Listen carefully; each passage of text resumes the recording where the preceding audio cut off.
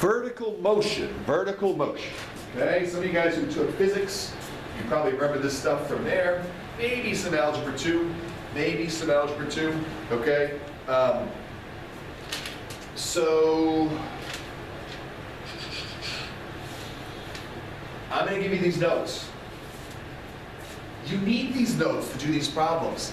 Take good notes. If you take good notes on this stuff, you read the problem, you look, it tells you what to do. If you don't take good notes, I don't know how you get these right on a quiz or a test. I don't know how. Okay? So take good notes, and then it's very easy. Okay? You can just match it up. Again, no memorization needed. S of t is called your position function. We'll go over those position functions in a minute. This is called the velocity function. V of t is your velocity function. And it's also the derivative of your position function.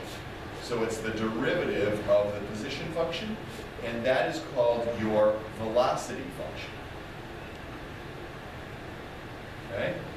And then A of t is the derivative of your velocity function, or the second derivative, notice the two dashes, of your position function. And that's called your acceleration function.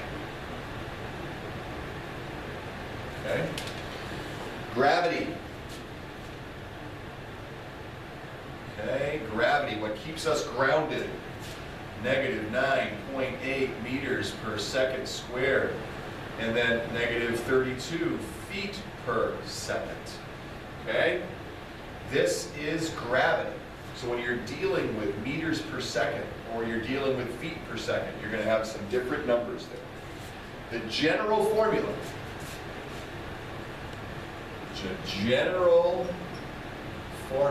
is this. S of t equals 1/2 of g t squared plus v subscript 0t plus, let me see what they use. They use s subscript 0. Okay, in algebra I used h for that. It's your initial height. Okay, so this is the gravity. This is the initial velocity. This is your initial position, or initial height. Okay?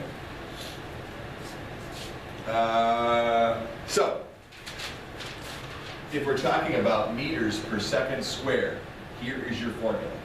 S of t, this is the position function. S of t is your position function. S of t equals negative 9.8, I'm sorry, whoops, wrong.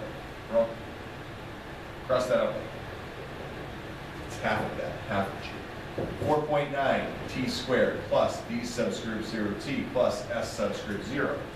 If we're dealing with feet per second, this is hopefully somewhat familiar to you from algebra. Whoa. S of t equals negative 16 t squared plus v subscript 0t plus s subscript 0. So those are your position functions. Your position functions. Now, what else do we have to know about this? Now, I'm going to keep going, so if you have to pause the video to catch up, please do. That's smart. Okay, but I got to get going here. My first class starts in like 15 minutes. I want to make sure I get this done. So, when we talk about velocity, there's three things that can happen. Okay? You can have an object dropped. You can have an object thrown upward, or you can have an object thrown or shot or whatever downward. Okay? When the object is dropped, you have to make the velocity 0, the initial velocity. You have to do that. The problem's not going to tell you that. If it's thrown upward, you need to make v subscript 0 positive. If it's being thrown downward, you need to make v subscript 0 negative. Okay? They are not going to do that for you. You have to do it in your formula. All right? So, let's start to look at some problems. And this is where it's really going to be beneficial for you guys to have this into your notes.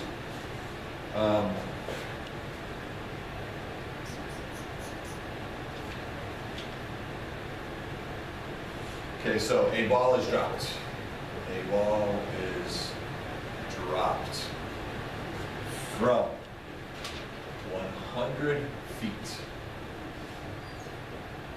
Create the position function for meters per second and for feet per second. So, ball's dropped, right? So this is going to be S of t equals negative, 4.9 t squared. Your initial velocity is 0. It wipes out the middle term, and then it's going to be plus 100. If I'm talking about feet per second, then that's going to be S of t equals negative 16 t squared. Your initial velocity is 0. It wipes that term out, plus 100. Okay? There you go. There you go, there you go. Let's say we wanted to find, here we go.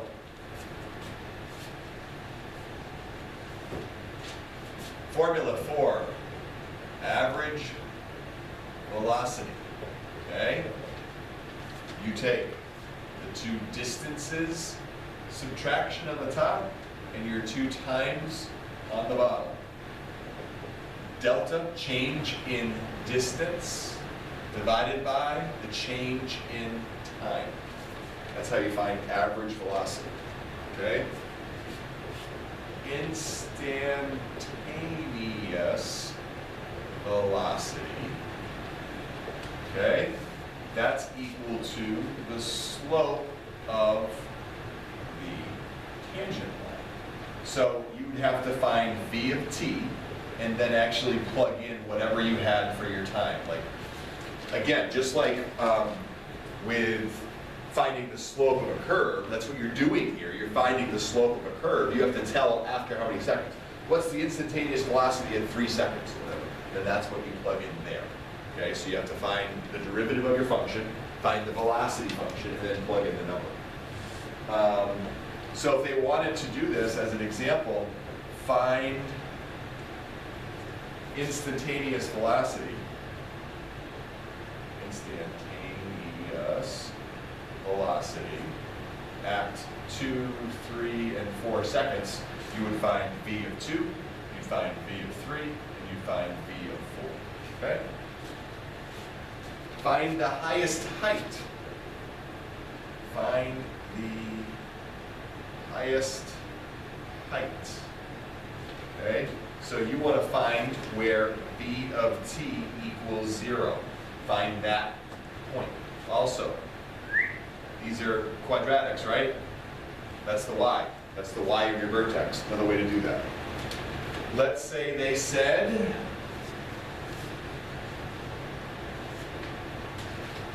find when it hits the ground. Find when it hits the ground. Okay? That would be find where S of t equals 0 by the t value. Okay, going back to this one, again, velocity 0, that's where your tangent line is horizontal. Hopefully it's a connection. Find the velocity when it hits the ground. Well, whatever we found here, okay, we have to plug into our velocity function. It's like finding the instantaneous velocity of when it hits the ground. Okay, so you're taking velocity of wherever S of t equals 0. So that's going to be what your answer you find here, you plug in there.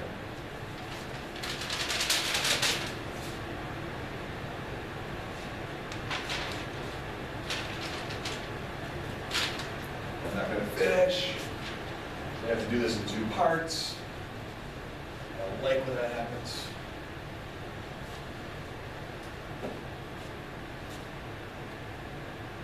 All right. So here's an example. We'll get through as much as I can. V subscript 0 equals 10 meters per second. S subscript 0 equals 50 meters. So the first thing we have to do is come up with a position function, S of t. Now they're talking about meters per second, okay? So that means that's going to be our negative 4.9 t squared. Initial velocity is 10, so that's going to be plus 10t. And this is 50, so we make it plus 50. So if I'm thinking of a situation here, okay? I'm starting at 50, right? Something's being shot upward and then it's coming down. That's a model of what we're going to be doing here. A, find the average velocity after 1 second. So that was where we had the difference. We had our two distances, okay? The delta distance divided by the delta time. So after 1 second, I've got to come up with two ordered pairs here. My position after 0 seconds, my position after 1 second. Well, my position after 0 seconds is my initial one, so that's going to be 0, 50. Plug a 1 in here, okay, to find out my position after 1 second. If I did that, I would get 55.1, okay? So to find the average velocity after 1 second, that's going to be 55.1 minus 50 over 1 minus 0. And that would be 5.1 meters per second. Okay, it's positive because it's going upwards. Okay, so 1 is probably like here or something, it's still going up. Now, after 2 seconds, okay, same directions, find the average velocity, B, after 2 seconds.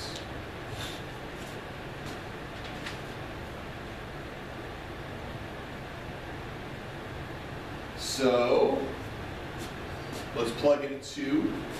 If we plug in a 2, we're going to get 50.4.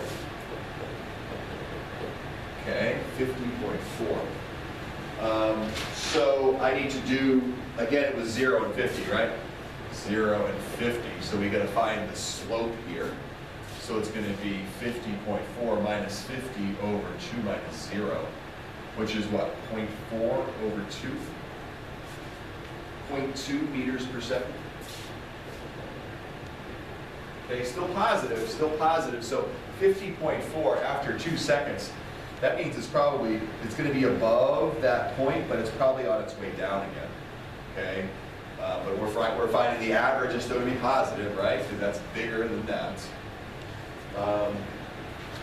C, after 3 seconds.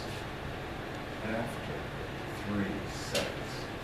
So you plug in 3 into your position function. Why don't you guys do that? Pause the video and try that.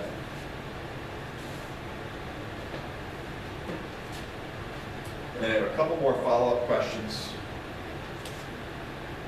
And that'll be it for this part of the video. I'll have to come back and do another.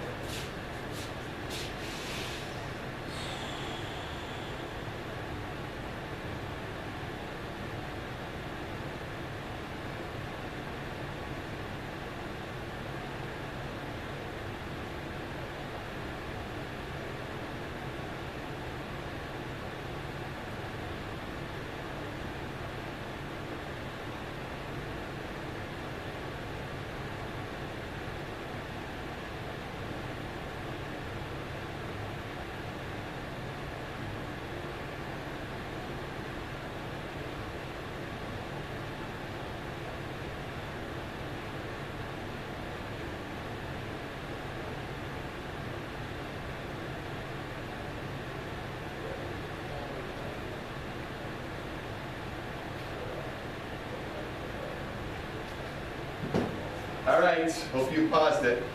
So 3 seconds, let me see what I have. Where's my paper?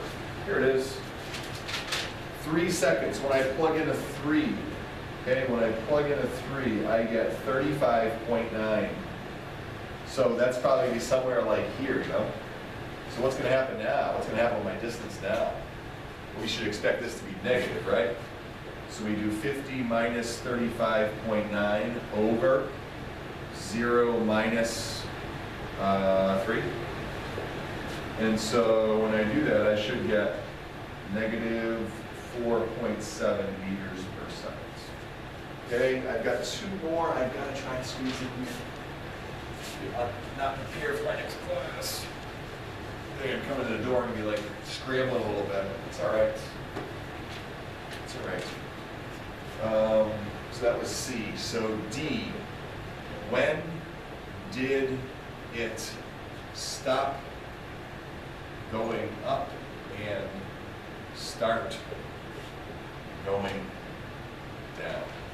Okay, so let's think about that. Let's think about that, all right? When did it start going up and start going down? We talked about this, okay, we talked about this. This is where your tangent line is 0. So it's where your velocity function is equal to 0.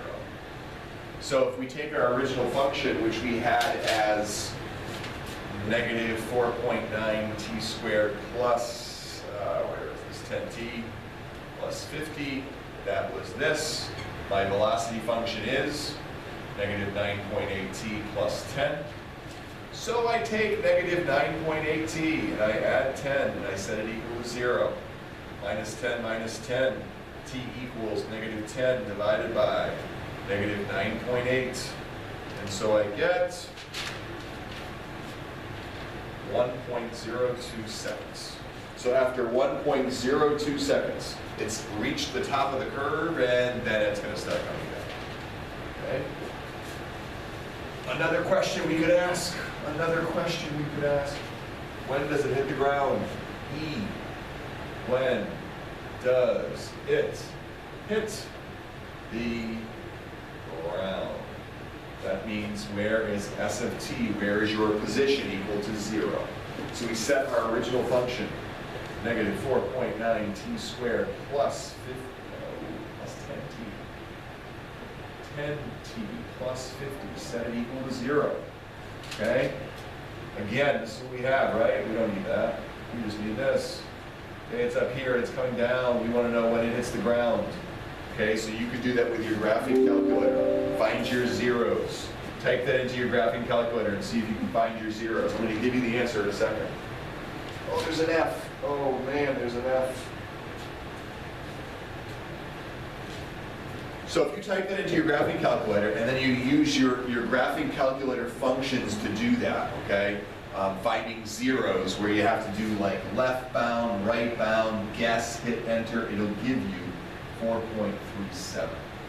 Okay? And if you don't know that, tell me in class and I'll show you. It's easy. I'll give you the things you can write it down. How fast is it going when it hits the ground?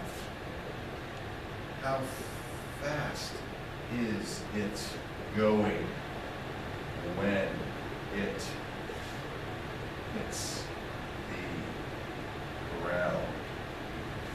So, that means I need the instantaneous velocity when it hits the ground. So I take my v function and I plug in the time for when it hits the ground. Okay, and that is going to give me negative 32.8 meters per second. All right, that's it for now. That's all I got time for.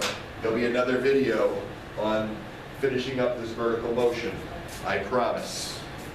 Have a great day.